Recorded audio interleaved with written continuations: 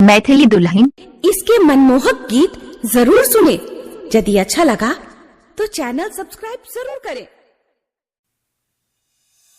अखन अहाँ सब सुन रहल छी मदनेश्वर स्थान मदना से दुल्हन म्यूजिक की शानदार प्रस्तुति प्रेजेंटेड बाय दुल्हन म्यूजिक। गोरी छेला हमरे तुरिया अब तू बउवा खेलाबै छा। गोरी छेला हमरे तुरिया अब तू बउवा खेलाबै छा। हो बउवा खेलाबै छा। गे छोरी झुना बजाबै छा। गे गोरी छेला हमरे तुरिया अब तू बउवा खेलाबै छा।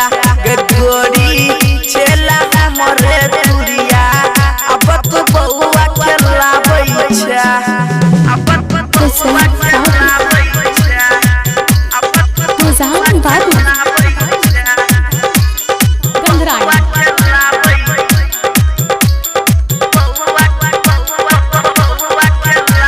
अखन तक भेलै ने हमारा शादी।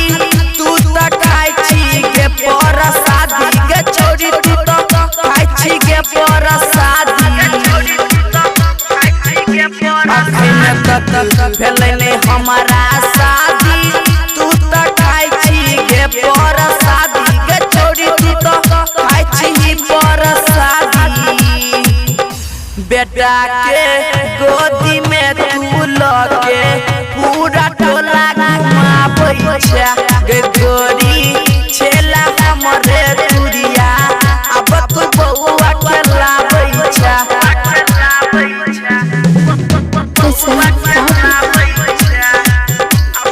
मुजान बाबू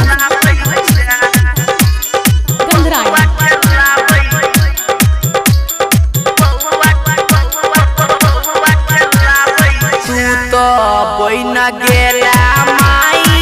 बेटा के बाप बनलौ तोहर साईं। गे छौरी बेटा के बाप बनलौ तोहर साईं। तू तो बहिना गेला माई। बेटा के बाप बनलौ तोहर साईं। गे छौरी बेटा के बाप बनलौ तोहर साईं। छौरा सबके देखाबै छा गोदी में बउवा खेलाबै छा। गे गोरी छेला हमरे तुरिया अब तू बउवा खेलाबै छा।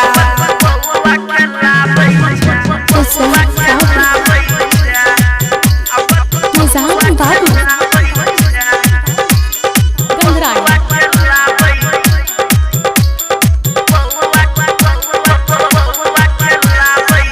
जब छेला तू गई कुमार राइटर सुधीर छेलो गैयार।